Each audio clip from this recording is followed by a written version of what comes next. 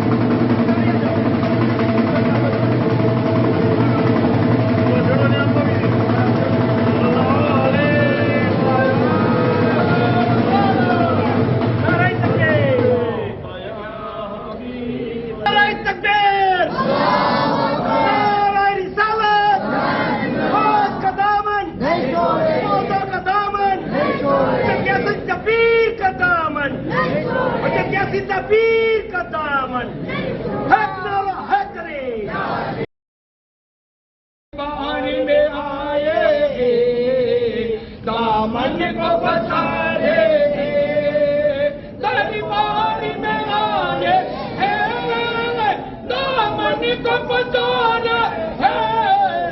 हम सबको दुआ देना, हम सबको दुआ देना, मेरे यासीन का बाबा बिगड़ी को बना देना, मेरे यासीन का बाबा किस्मत को जगा देना। में आवेला हजरत रोशन ज़मीर यासीन पीर दादानो ઉર્સ શરીફ દર વર્ષની પરંપરા મુજબ આ વર્ષે પણ આપણે શાનદાર રીતે ઉર્સ શરીફનું આયોજન કરવામાં આવ્યું હતું।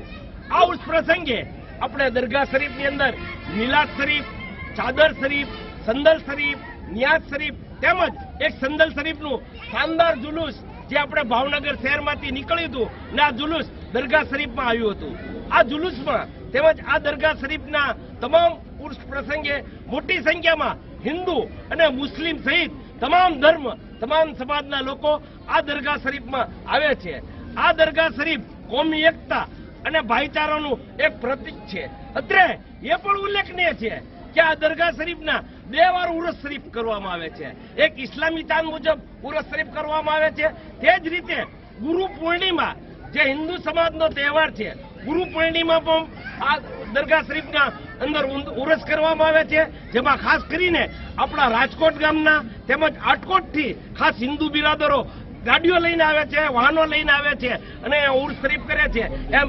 અને આ ઉર્સ શરીફમાં મોટી સંખ્યામાં હિન્દુ ભાઈઓ પણ જોડાય છે।